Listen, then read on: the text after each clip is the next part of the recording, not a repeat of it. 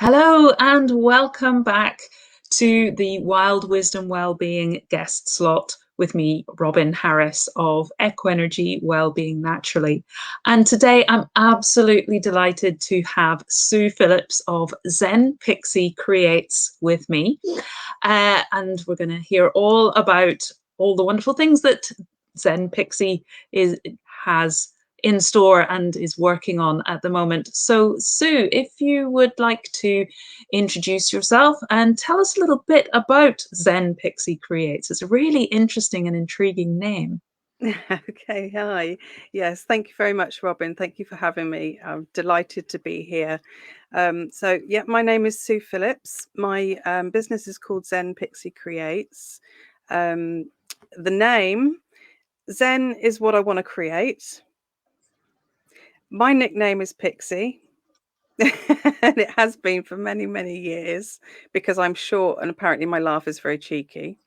And creates. So Creating Zen is the name of my group, which comes from Zen Pixie Create. So that's the background to the name. I am a spiritual growth, self-care and wellness coach. I'm currently getting going with courses, one-to-one coaching.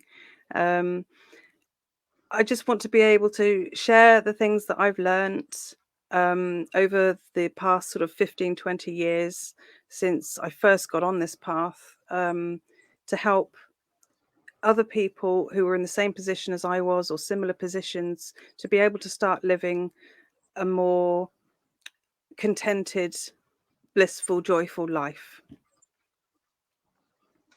And that's for me as well what it's all about. It's about sharing what we've learned from our own journeys a lot of the time, isn't it? Mm-hmm. But aiming for that life that just feels joyful and uplifting, and you just are eager for more of it because it's so wonderful. I love that word, and I love playing with words. Yeah. That it is truly the life that is truly wonderful, and you just celebrate every moment of it. Totally. Yeah. And until you experience it or you're experiencing life like that, you don't get it. I find Mhm. it's almost like, I mean, at the moment, everyone is very, this lockdown is really taking its toll on people, not just overwhelmed, but people are becoming depressed and anxious and all of that kind of thing. And that becomes the norm. If that's what you're feeling all the time, that becomes the norm. And that's sad, really, because there's still ways of transforming it and feeling full of wonder, like you say. So I think, yes, particularly in the Northern Hemisphere, where we've not only had lockdown over the last sort of 5, 6 months, we've had winter with the short yes, days, which is draining anyway, yeah, naturally on our systems. It's like the world around us. The system just wants to curl in and go to sleep for a while and rest and recharge. yeah, But then, coupled with lockdown and the distancing, being social animals, we need that interaction on some level. And we need the physicality of it as well, being able just to hold somebody's hand or yes, touch them on the shoulder or whatever that might be. We need that sense of tactile connection that's as it. well as everything else, I think. Yeah, yeah, definitely. I mean, we're able to speak virtually to our friends and family, but it's not quite the same, is it?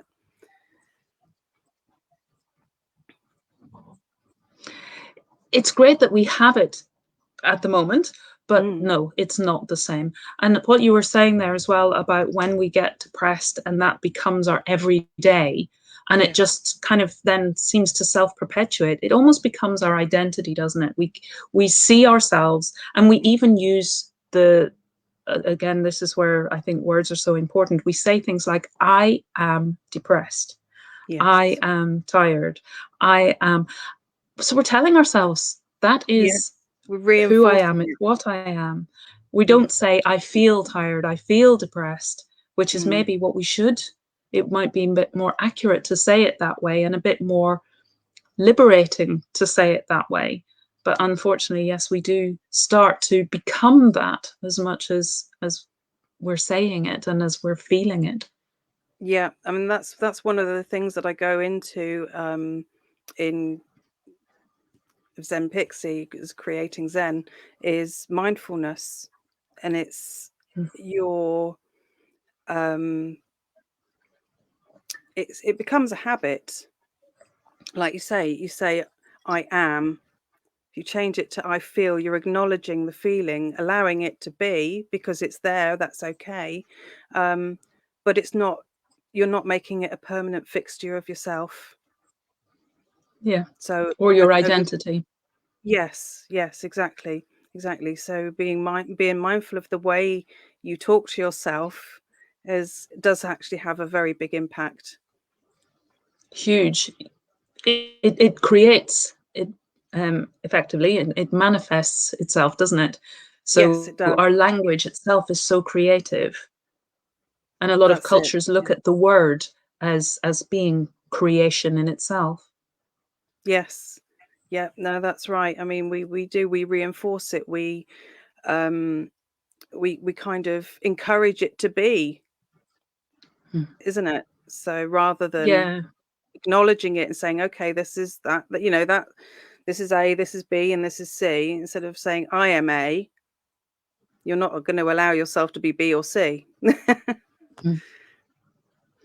And I love that mindfulness helps us to see that distinction, that gives us that ability to take that step back, to be objective, to be the observer, rather Yes, than to be immersed and kind of absorbed in it, but just to know that is the feeling that I am having. It's not who I am. It is the feeling I am having. Feelings are exactly. meant to be in motion, energy in motion. They're passing That's right. like the clouds Yeah, on the blue sky. And yeah, mindfulness gives us that ability to see from that perspective. that's right. Completely. I mean, it's recognizing that it's a feeling without reacting Mhm. to it. So Yes, you're it's not. learning to respond. Yes. Or not to respond in that case if it's something like that.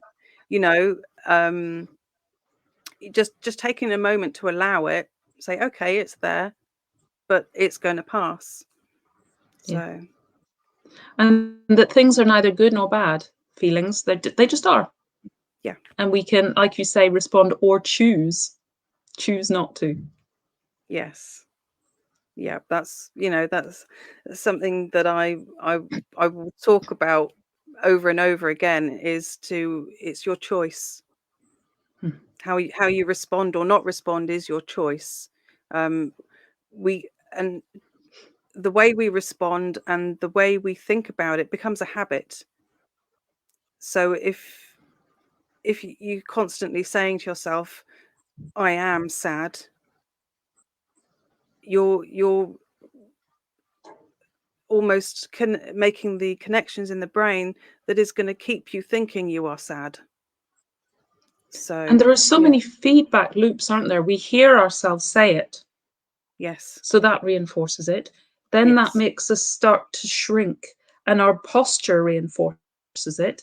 Because they've that's done right. the Harvard Power Pose research that if you open up, and I can see your wall banner there with the chakras, if you open up your heart chakra and Yes, your solar plexus chakra, it makes you feel so different in every way, physically, emotionally, and yeah, it's that whole feedback loop that does such wonderful things. And the neuroplasticity that you were mentioning there, the brain yeah, connections, the more we think in any particular way, whether it's an uplifting way or otherwise, it mm, creates those connections and reinforces them. And then it's creates like a groove, which can, if it's very deep, be difficult to get out of.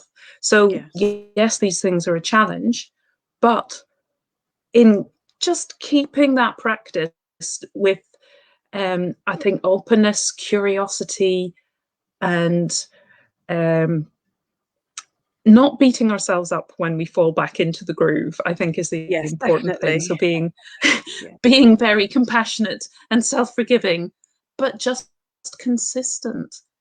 And yeah, Yes, it's not that it's difficult, is it? It's just it takes keeping, practice. Yes, yeah, keeping it going. Yeah, wonderful. that's right. So I know that you also work, as I love to, with nature, very closely with nature. And you were just telling me before we went live about the wheel of the year and how you work with the phases of the moon. Can you tell us a little bit more about that?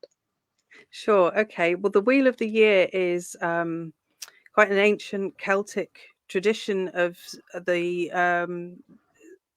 knowing what season you're in, what's happening in that season in nature around you. It would have been what prompted them to be planting their crops or harvesting their crops or bringing the animals in for winter, that kind of thing. There's 8 festivals throughout the Wheel of the Year. Um, we're probably quite familiar with many of them because they have been adapted and Christianized as our lands were Christianized. Um, so, for instance, you have Easter, which is originally known as Ostara. We have what we now know as Halloween, was Samhain. We have Christmas, which was known as Yule. So, Yule is the winter solstice, and you have the summer solstice, you have the equinoxes. These are all part of the 8 festivals, and each one of them is representing part of the life cycle of the year. So in Yule, when at the winter solstice, the day is at its shortest, so it's the going within, the sleeping, the death part of the cycle. Then you have spring, which is birth, rebirth. You have summer, which is the height of the energy, where everything is in full bloom. Abundance is upon the earth. And then you go into autumn, which is the harvest time. So we are reaping the benefits of what we've sown in the spring. And then you go into winter, which is the sleep period. So And it's that yeah, whole yeah, cycle. it And is. It's I'm, never ending. Yes. yeah, that's just never ending. And I'm currently reading Clarissa Pinkola Estes' book, Women Who Run with the Wolves. And in Yes, I that have book, that one. yeah, in that book, she talks about the life death life cycle and how Yes, that's so essential to really appreciate and honor and accept the role that death plays in life. yes, Without, like you were saying about the planting, without the death of the seed, you wouldn't have the plant. exactly. Yeah, And everything flows. It all flows together. Yeah, everything in its time and everything in its season.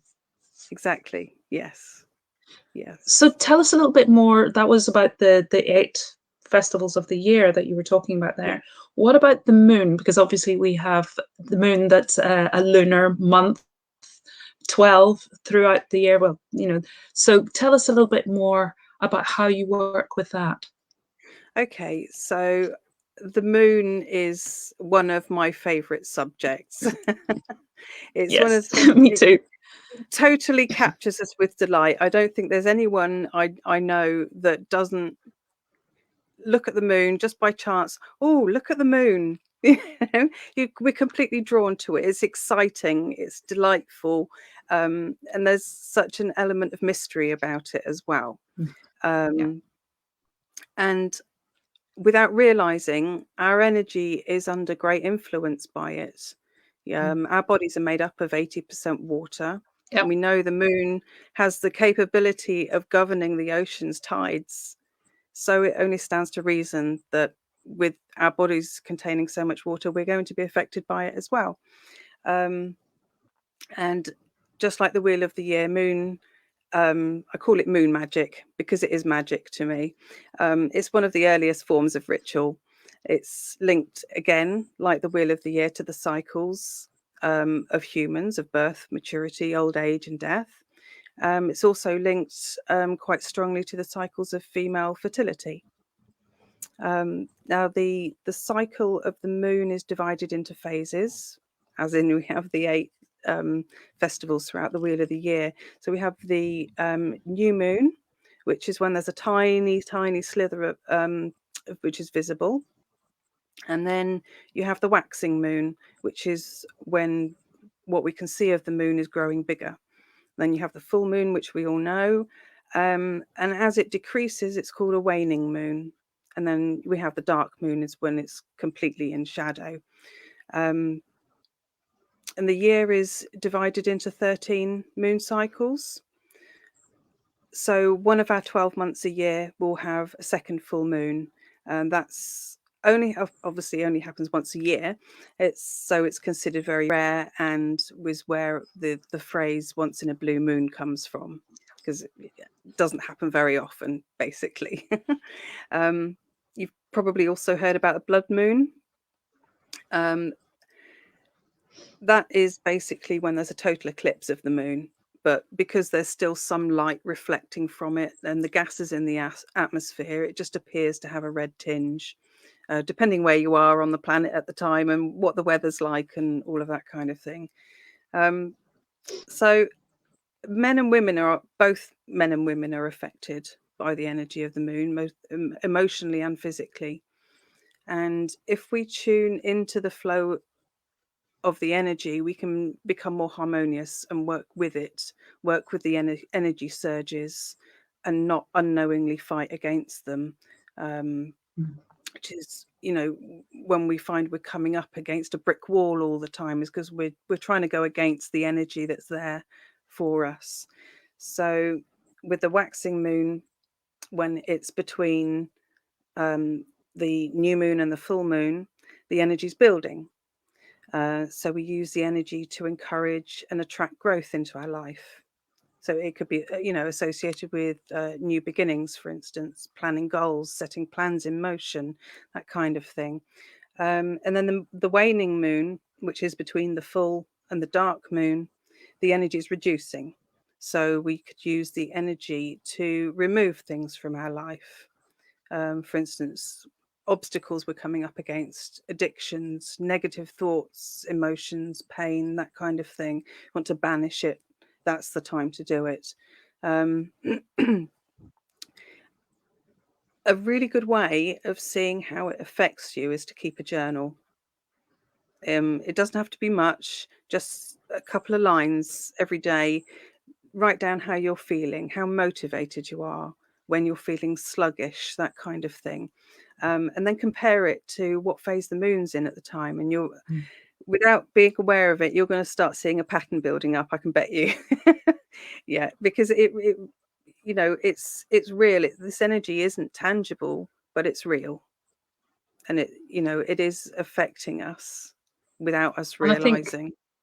I think the more we tune into it, the more tangible or noticeable it's going to become. Yeah. And the more then that we tune in and start to, as you say, work with it, rather than not, why is this not working? And, exactly. but rather get into that sense of, okay, like with the seasons of the year, in winter, our bodies often, I'm one of those people who just, I think I'll go into hibernation.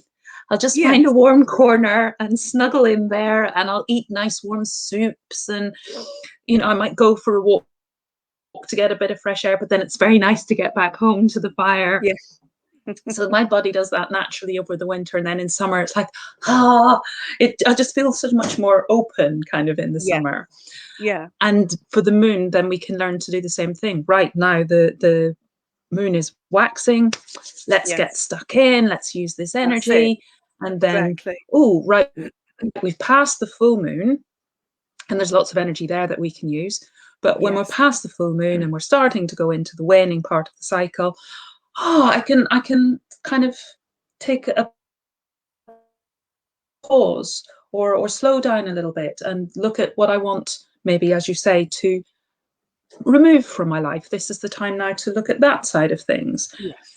So I was working with a coach last year, and she talked about how we can have these ebb and flow in our life, which I really loved, that idea of rhythm, because that's kind of, I've realized how I work, that I just naturally seem to have these times when I'm busy and active and it's all go and, full of energy and enthusiasm. And then when that passes, I'm like, whew, I need to just chill a little bit and recharge.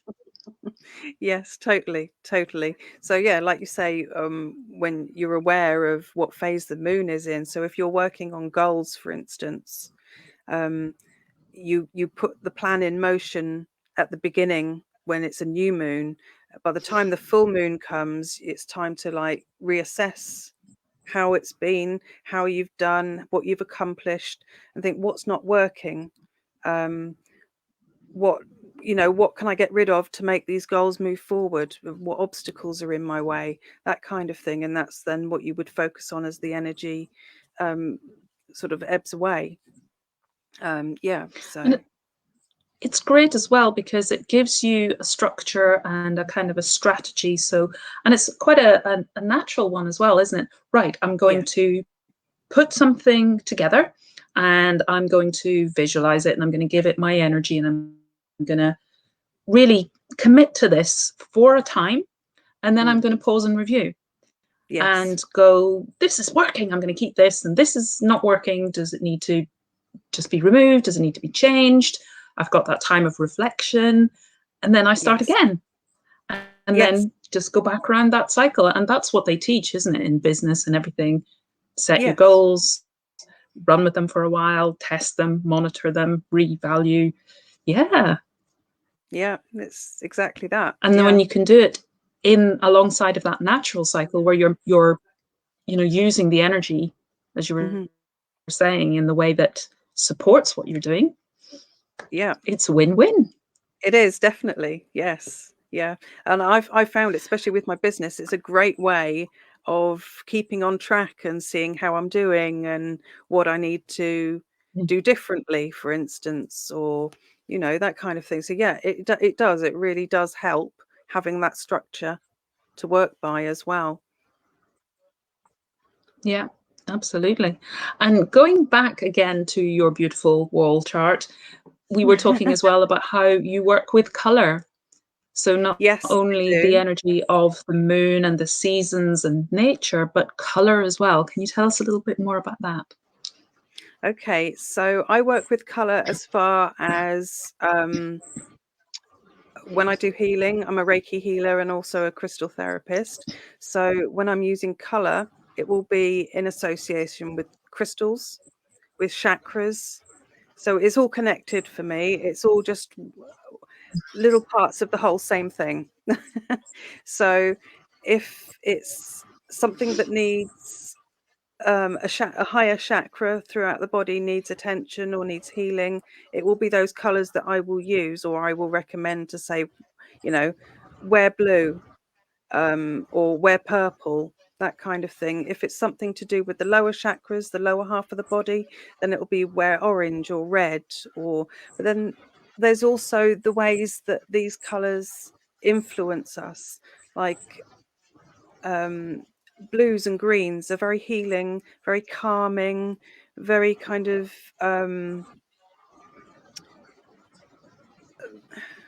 calming, I suppose, is the, the only words that's coming to mind at Well, the moment. balancing, That balancing as well, balancing. because when our Yes, body gets into that parasympathetic, that's where it heals and it starts to repair itself and get yes, back to its own inner balance. And actually, interestingly enough, blueprint. yeah, We all have a blueprint. Interesting that it should be blue. yes. That our bodies know how to get to their optimum if we can just provide them with the conditions that they need. That's right. That's right. And so, um, if, for instance, to give an example, if you're trying to encourage, I'm sure it's mostly ladies in this group, they won't mind me mentioning, but if you're trying to encourage passion in the bedroom, for instance, red would be the color of passion. If it's more gentle and loving kind of energy you're wanting to create, it would be the pinks and the greens, um, connected to the heart chakra.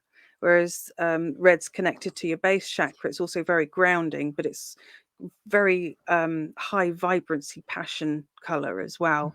Um, yellow is the color of the sun. It's very bright and happy, so it's going to lift your mood. That, so yeah, so I'm And working with color in like all different ways. And orange, of course, as well, being the in between. So it's the sacral chakra, Yes, which is sacral where chakra. all of that goes on. And Yes, it's the chakra of the emotions, yes, yes, it is. And also, I chakra of find feelings. yes, yeah, your emotions, your feelings, vitality. That, yeah, Creativity. yes, creativity, very much so. And yellow being your creativity, but also your intellect, prosperity. Yellow Power. is power. Yes, all connected with yellow. So Yeah. But it's that authentic power, isn't it? It's when you stand in your own truth. yes, yeah. The solar plexus is actually the central chakra, which is almost like the main engine that's powering all the other engines, if you like. That's one way, Mm. quite easy way to understand it. So your solar plexus is right in the middle, just underneath where your ribs join, um, and that's your main engine of your energetic body. So yeah, so that one's And it's powering all also of the the one others. it's also the one that's more open, isn't it? And it's the one that as you approach somebody else, your two solar plexus chakras are kind of feeling each other. So Yes, is this an energy I want? Is this an energy that feels good to me? Is it resonating with me?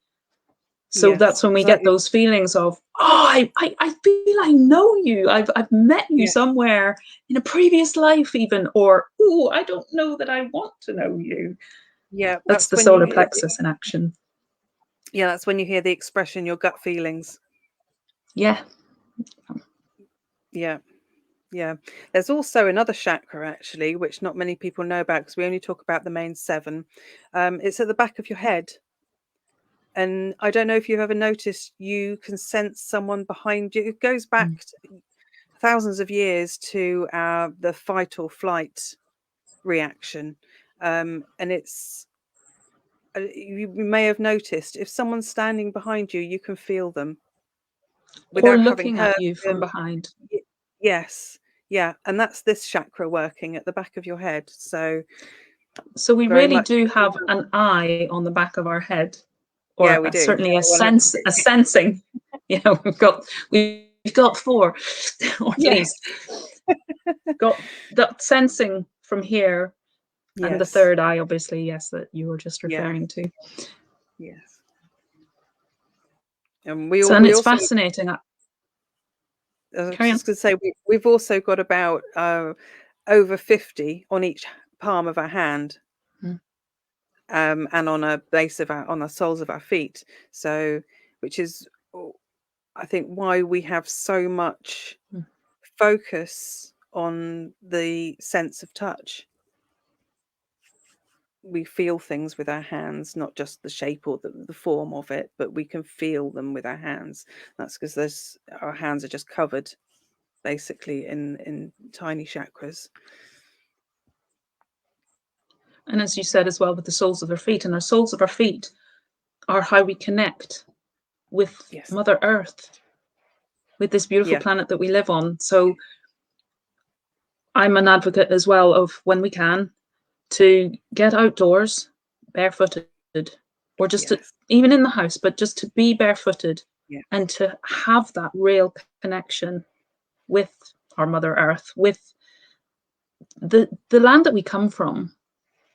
Yes. It's Yeah. I mean, we're part of it. Like I was saying before, everything's connected, and without perhaps seeing it in the dimension that we live in, it's very much a part. The Earth's energy is very much a part of our energy, and the more we stay cut off from it, the I think the more our energy struggles, because it is a part, it is connected.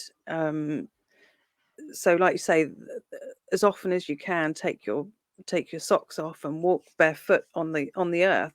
It's a way of the energy that's within you to be cleansed and renewed. And it's a grounding and a balancing and a centering Yeah. thing, isn't it? Yeah. And yeah, definitely. There's something else I was going to say there that came from something we said earlier, but it has gone out of my mind. Perhaps it will come back.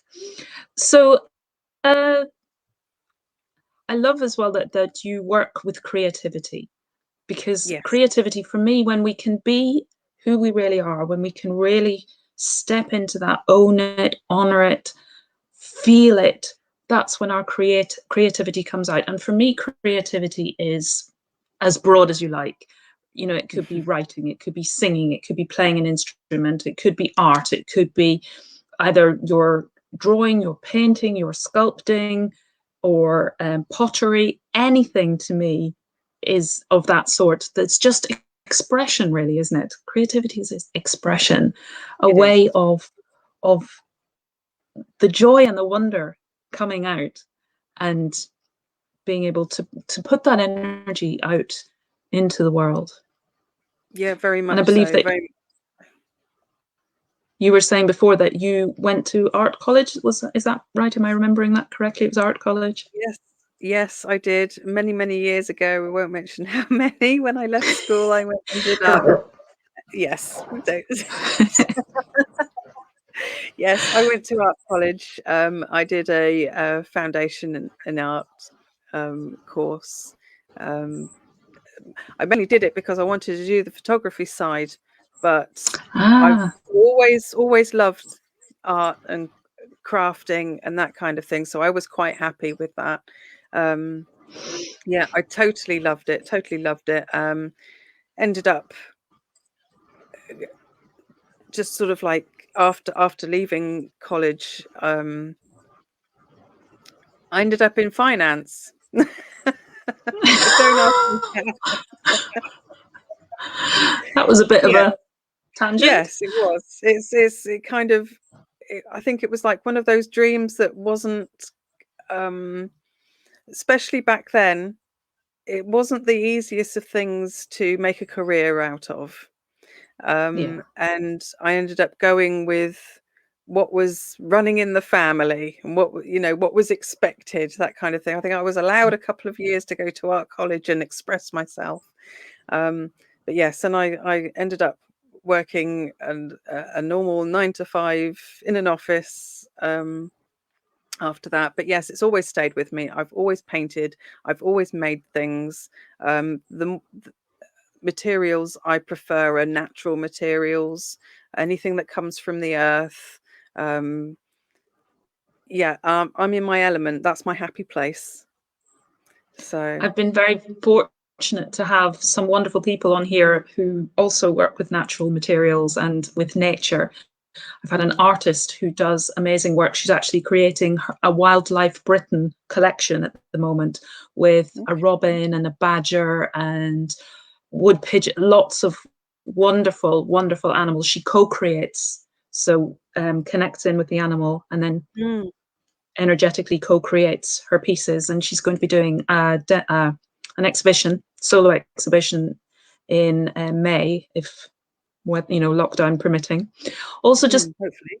to bring in that we've had a comment. Unfortunately, StreamYard isn't letting me see who it's from, but they're saying it's World Book Day today. It is. And it is, yeah. And I've been thinking of how much I used to enjoy creating costumes for my son out of nothing. When the kids go in dressed as their favorite book or whatever, and you're suddenly given this task: create a costume. Yeah. So yes, that definitely, I'm sure, requires a lot of creativity. Yes. Yeah. I used to go to town every Wendy, Halloween with my hi. kids. Yes. Yes. Yeah. I remember my mum creating a wonderful cat costume for me, and it was a bit one of those, what, I need to have a cat costume by tomorrow? What? Sorry, mum. But it was to me, I was a cat. It was the best costume. I didn't win the prize, but I still reckoned I was the best. Happy memories of childhood. So Yes, I know that you're working on courses at the moment. You've got a wonderful challenge coming up, and you do coaching as well. So would you like to tell us a little bit about what you offer? Okay, so the challenge that is coming up, it's on the 16th, 17th, and 18th of March in my group Creating Zen. And it is a self-care challenge, but it's a lot more than what you'd expect. It's not just the go and have a bubble bath or get your nails done kind of Yeah, self-care. It's yeah. really digging down into your mindset, your core beliefs around self-care and how you treat yourself. Um, and then looking at very practically looking at your schedule and seeing what you need, what you don't need, how you can benefit your soul, basically. Um, so, yeah, that's a 3-day free training that I'm running. Um, I've got several courses in the pipeline at the moment. So there's the self-care, there is working with the moon phases, there is a beginner's meditation course. I seem to, when I opened my group a few months ago, I managed to attract lots of ladies who were interested in meditation but hadn't really done it before. So I thought for them, let's write a beginner's meditation course. Um, and also another one which is connected with meditation, but also crystals. And it's how you can get to know and understand crystals and what they can do for you intuitively. So you learn to connect with them and allow them to tell you, if you like, what they're going to be able to do for you. Um, so that's the courses that are in the pipeline at the moment. I'm also doing one-to-one course coaching. Doors will be opening for that fairly soon after the self-care challenge is over. We're concentrating on that at the moment. Um, yeah, and so my coaching is obviously very spiritual based and soul based around being able to transform perhaps what might be overwhelming or stuck in a rut kind of way of feeling of life at the moment to finding balance, inner peace, and living a more blissful and happy life. Allowing your life to be what it is you really want it to be. So Hmm. Yes, finding your natural groove and being in that yes, flow. yes, and obviously where I've had I mean, I've been doing teaching meditation and being actively involved in the festivals with the Wheel of the Year and the Moon and that kind of thing for about 15 years now. So yeah, I definitely bring in the meditation into the coaching, visualization, and obviously working with your energy in tune with the natural energy around you. So And I think more and more people, maybe it's a product as well of lockdown and mm, the fact that we've been given that moment of pause and reflection, and people yes, are maybe looking for something more, something yeah, deeper that isn't superficial. We've kind of got beyond that to a degree, I think. And I love that people are now looking to things like meditation, but also mm, that you do mindfulness, because I think if people haven't done meditation and they have an expectation of meditation means I sit and I don't think and I have this wonderful feeling of stillness and calm and emptiness and all of these myths really that are around yes, about meditation that set us up to fail, because that's not what it's really about. But no, if we start no, with mindfulness, mm, I think that's a lovely gentle introduction, and we it can is, yeah, start with 1 minute of mindfulness and build from there. And there are lots of different ways to do meditation. I think it's like everything else. You find the one that works for you, and even yes, find the one that works for you right now, because as you grow and develop and learn, and changes, you may decide, I'd like to try something else. I'd like to move on. I'd like to, experience lots of different kinds. And that, when I say move on, I don't mean that there is an order and that this one is further back the line and this one's further forward on the line. You just might think, right, I've done that for a while and that's lovely, but actually I'd like to experiment, try something new and do another type and see what works for me now, because maybe I have changed, I have grown, That's right. or my That's situation absolutely has right. changed. Yeah, that's what I do with the beginner's meditation course. I take you through lots of different types of meditation, starting off with a mindfulness and the breathing exercises, and allow you to get a taste of different kinds of meditation, finding the right one for you, what you feel right with, what feels right for you. That's what the beginner's meditation course is all about. And it's funny you say about sitting there being all like inner peace and clearing your mind, and it's instantly like that. One of the things I used to say, the first thing I would say when they say, oh, meditation's things that Buddha does, isn't it? That I used to get that reaction quite a lot back then. So one of the first things I would always say is meditation is not sitting cross-legged in an uncomfortable position for hours on end, chanting and being totally at one with the world, because it's not like that at all. So Yeah, and that's so important, I think, to know right at the very yes, beginning, yes, because otherwise definitely. you're going to try and then you're going to think that I'm the one that's getting it wrong, I'm That's right. failing, Yeah, and that's the last thing that anybody would want for somebody who's trying to learn meditation, trying to exactly. practice, because it's a Yeah, practice, isn't it? It's it just is. something that we do, and something that when we can do it lightly and easily without beating ourselves up or having expectations, we can just go with it. And it has such wonderful benefits. That's it. There's no right and wrong. There's no you know, to tell yourself that, oh, I'm doing it wrong is, Mm. it's not relevant. There's no right and wrong way. You do it how it's right for you.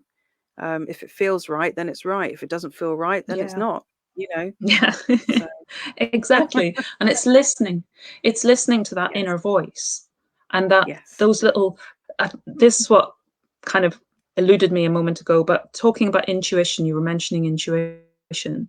Mm, And I think that we benefit so much if we can get back to listening to and following our intuition. It's our own little compass, our own little guide and navigator that we carry with us at all times.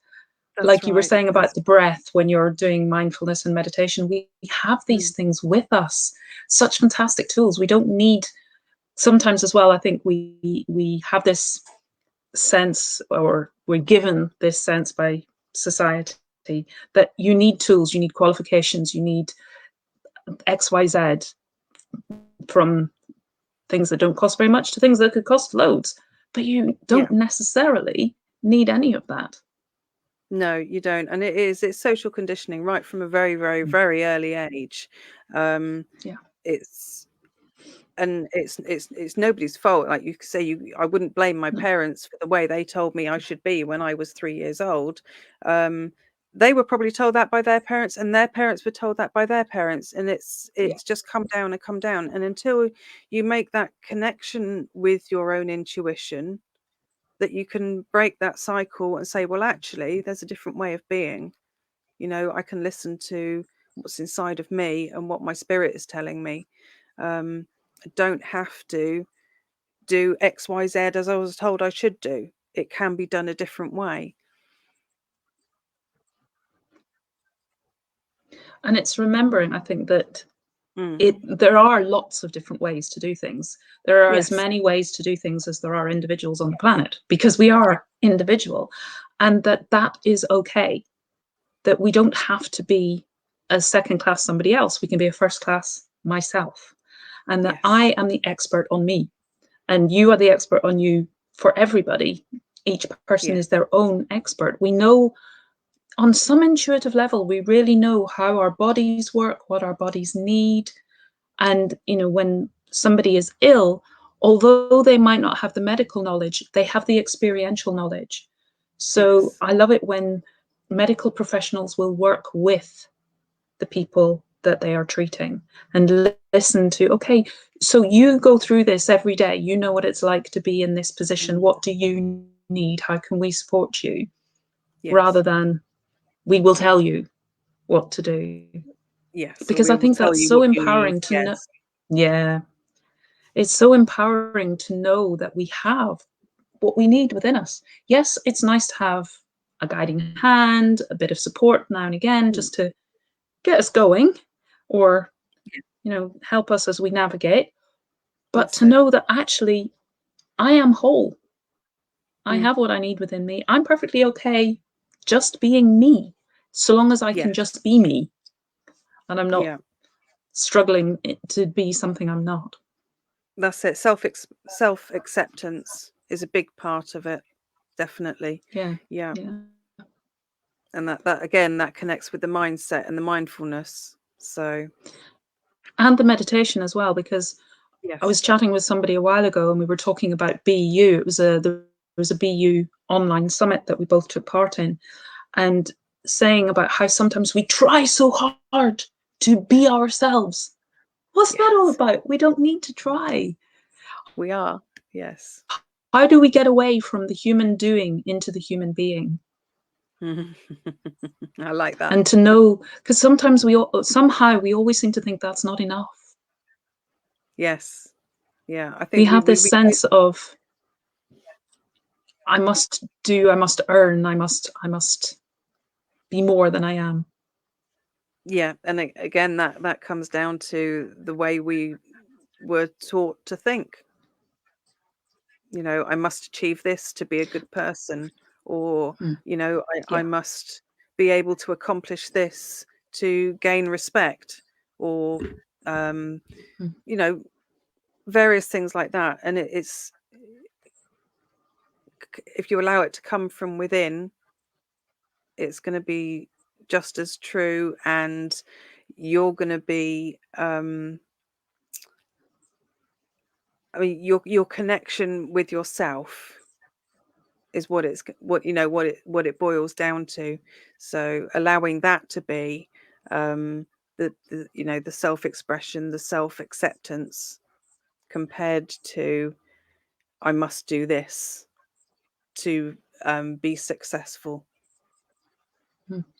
And when we have the self-acceptance, the self-care, the self-trust, being in alignment with who I really am, then everything else falls into place anyway. Yes, it does. Yes. Mm. Yeah, it's all connected. It's all one big cycle. It all comes back on itself again. Yeah. It's like the wheel Yep. of the It year, the is moon that big changes. wheel. Yes. So I think that's the perfect place to say thank you so much, Sue. You have just created this wonderful whole in our discussion today and in our chat. It's been wonderful to hear all that you share. And if anybody is watching and interested in self-care, digging deep, proper, honest, true self-care, or in coaching in terms of looking at those cycles, working with the energies of nature and her cycles, or anything else that Sue has mentioned, then I will stick your Zen Pixie Creates link in the chat below, and get in touch with Sue if you'd like to know more. So Sue, thank you so much again. It's been fascinating chatting with you. Thank you, Robin. Thank you so much for having me. I have really, really enjoyed it. Thank you very much. So thank you very much for tuning in. If you've been watching live, or if you're watching the replay, just stick in #replay. We've had another comment. Thank you both. Sorry I didn't make it all, but really enjoyed it. Thank you. It's wonderful to hear that feedback. So yes, if you're watching on replay, just stick in #replay. If you've got any comments or questions, we'd love to hear them. Bye for now. See you next time on the Wild Wisdom Wellbeing guest slot. Bye-bye.